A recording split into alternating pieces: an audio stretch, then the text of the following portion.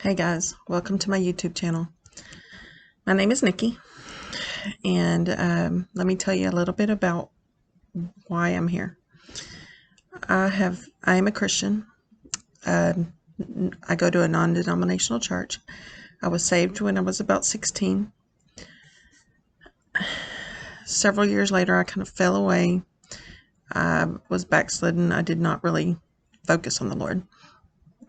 And in 2010, I was brought back, and I went to an Assemblies of God church for a while. And I just dug really deep in the Word. I read the Bible through for the first time in that year. And I really stopped putting the Lord kind of on a backseat. But even since I've been back to the Lord, I feel like I have let the world distract me quite a bit. And my problems, my even good things, whatever, I haven't focused as much as I should on the Lord. So,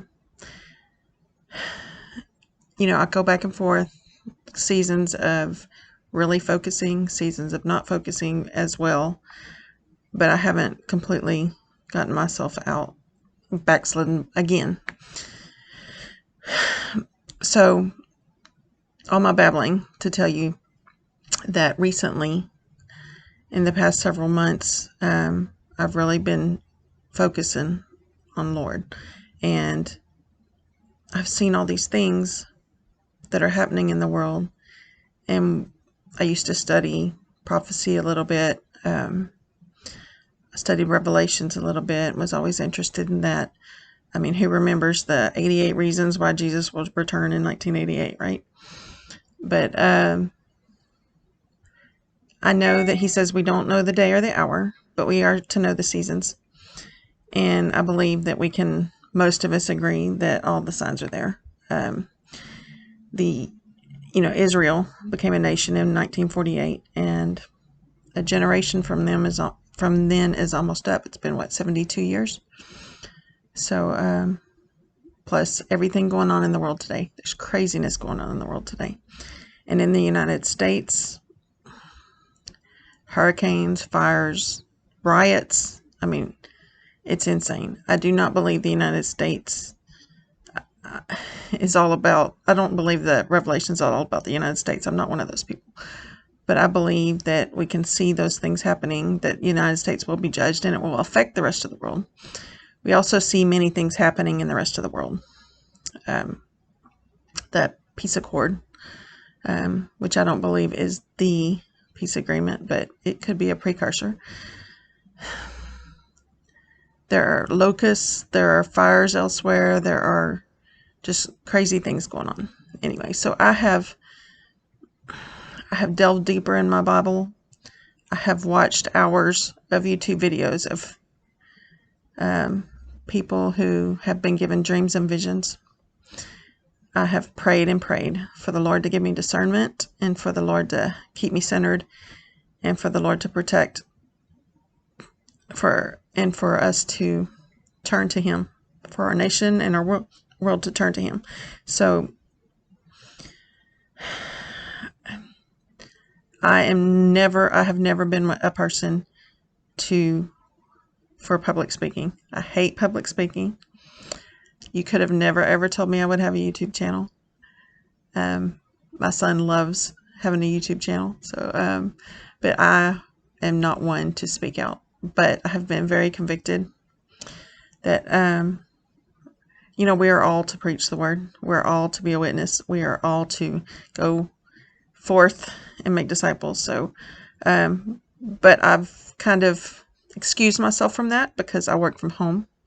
I'm at home and I'm at church pretty much. That's it. I don't see anybody that's not already saved, hardly. Unless I don't even go to the grocery store. I have my groceries delivered most of the time. So,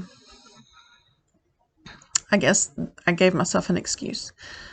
Well, recently, I've felt from the Lord that I'm supposed to do this YouTube channel. And not that I believe that it's going to be this huge YouTube channel that makes this huge impact. But I believe that the Lord has told me to do it.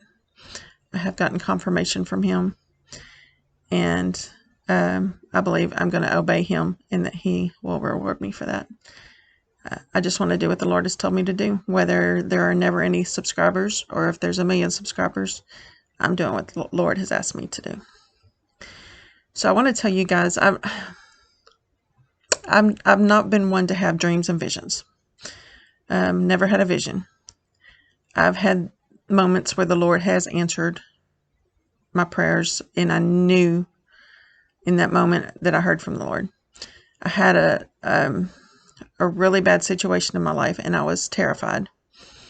And it was very, very personal, so I don't want to go into what it was, but I didn't know what was going on, and I was very scared. And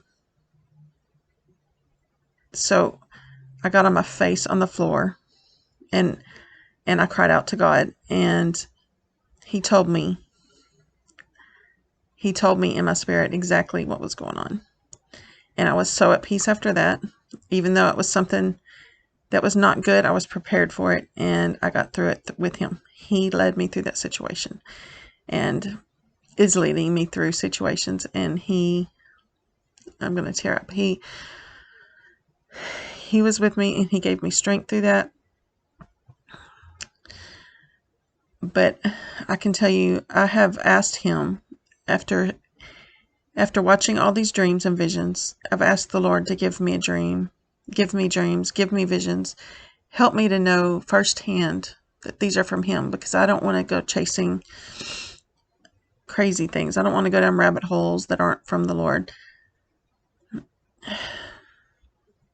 I've watched Dana Coverstone, and I believe he's sincere.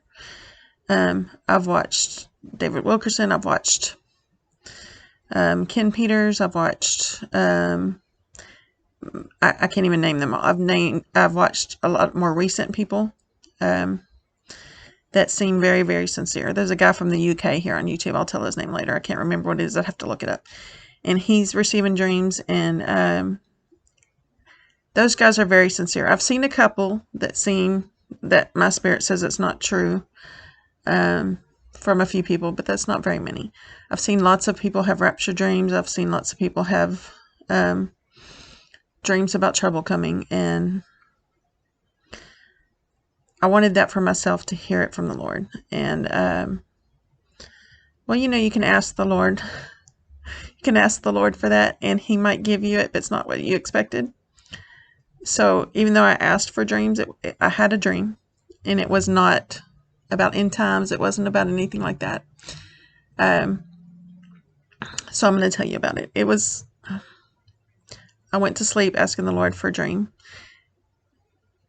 and I had a dream that I was walking through this house. It was more of a mansion in construction. There was wood beams and everything everywhere. I could see through the rooms, so the walls weren't completed.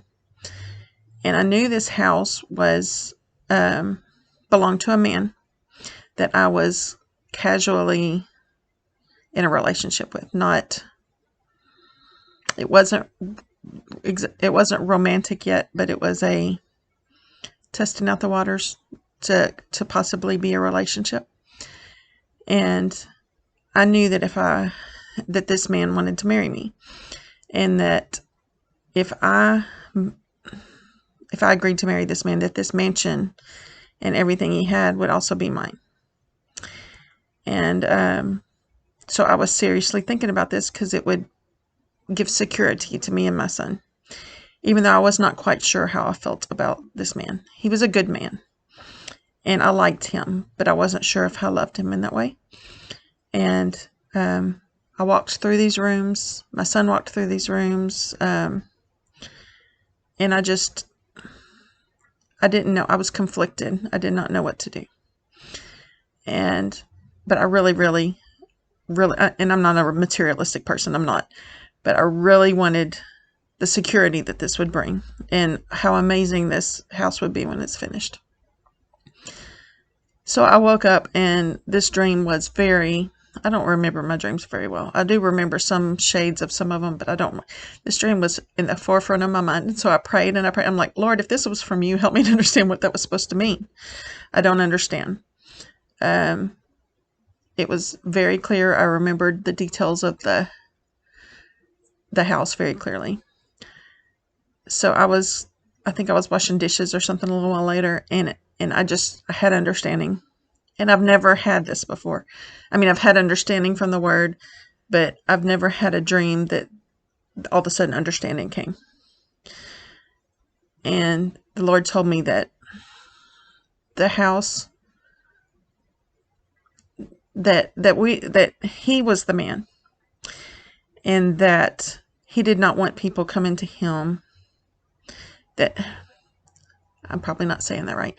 That the reason to come to Jesus is not for the reward. It's not just for heaven. Even though we want to miss hell, of course. We want other people to miss hell. Nobody wants to be forever tormented in hell. But if that's all you're doing, you're missing the point of Jesus.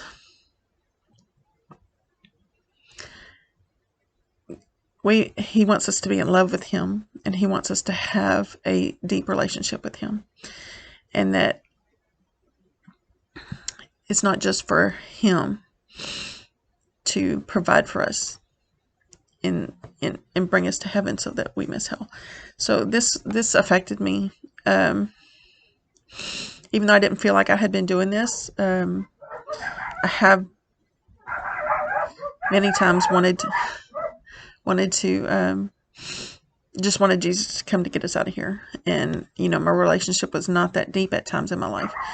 And I have tried to focus, since that dream especially, I have tried to focus more and more on Jesus and not just about what's coming. I want my relationship to be solid with him. So I don't know if somebody else needed to hear that. And that dream was a few weeks ago. And then today, when I was pondering that dream, I was thinking that,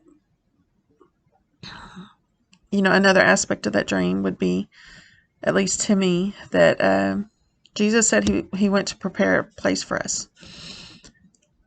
And if that's what he was preparing for me, mine's not finished. It was still on the studs. There were no walls and everything. So, our rewards in heaven, even though that's not what the point is, I want to do more for the kingdom so that I can store up my treasures in heaven. So, so here I am trying to be obedient and doing videos for the Lord.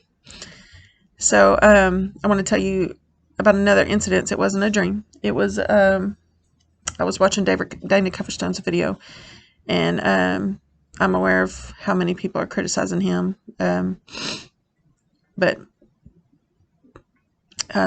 he had the most recent video, as of the making of this video, was him talking about the Statue of Liberty in the United States being taken down pretty much, and being destroyed. And I have a life here. I have a great life. I'm a nurse. I work from home. I have the job I always wanted. I have a beautiful son. I have another child that's older. And I don't want that to go away, even though I'm excited for his coming. I'm so excited for his coming. But I'm not excited for the hard times and the trouble. So, I'm not in fear. I'm not ready for that, I feel like. So I'm trying to prepare myself for that. So whether we get lifted out of here before then, or we go through some of it, I'm not sure. I tend to lean towards pre-trib, but I believe that possible mid-trib may be true. But I know we all, as Christians, there's many of us with differing opinions, and that's not a salvation issue. So, but anyway, I try to prepare myself for whichever. But I was praying the other day about his video, and for the Lord to not let me get caught up in the hype, and for the Lord to help me discern whether it was true, whether that was from him, and whether whether I should listen to that or dismiss that. And so I prayed, I prayed for discernment. I prayed for many other things in that prayer. I prayed for my life, my children, my nation, the president. I prayed for a lot of things. But then after I was done praying, I got out my Bible, and just recently I changed from reading on my phone to my actual physical Bible. For some reason I have felt drawn to that because it just feels more solid and more real. So after I was done praying, I asked the Lord, I'm like, Lord, I haven't been reading any particular part of the Bible lately. I've been reading different areas, and I asked the Lord to please show me what he wanted to show. I don't do this very often, but just, Lord, let me open to the Bible to whatever you want me to see today. And I opened the Bible. I just randomly opened the Bible. And I opened the Bible. I'm going to tell you. I'm going to pull it up on my phone so I don't tell you wrong. It was straight to this page. There's a page on the Bible. It took up the whole page.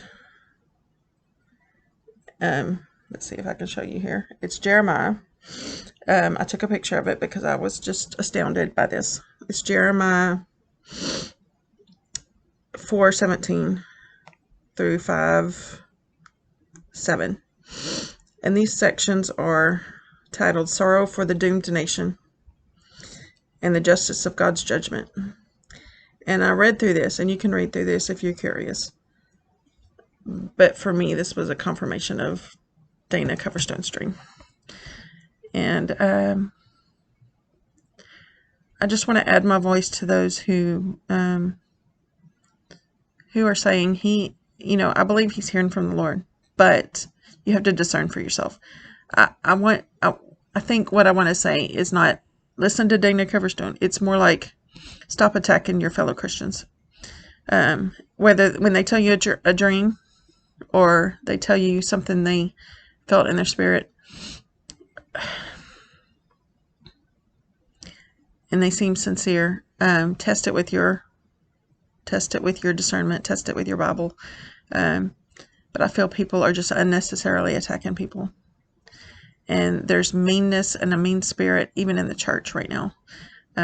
So discern for yourself. Call it out if you feel like you need to, but we don't have to be nasty about it. We can do it in love. And,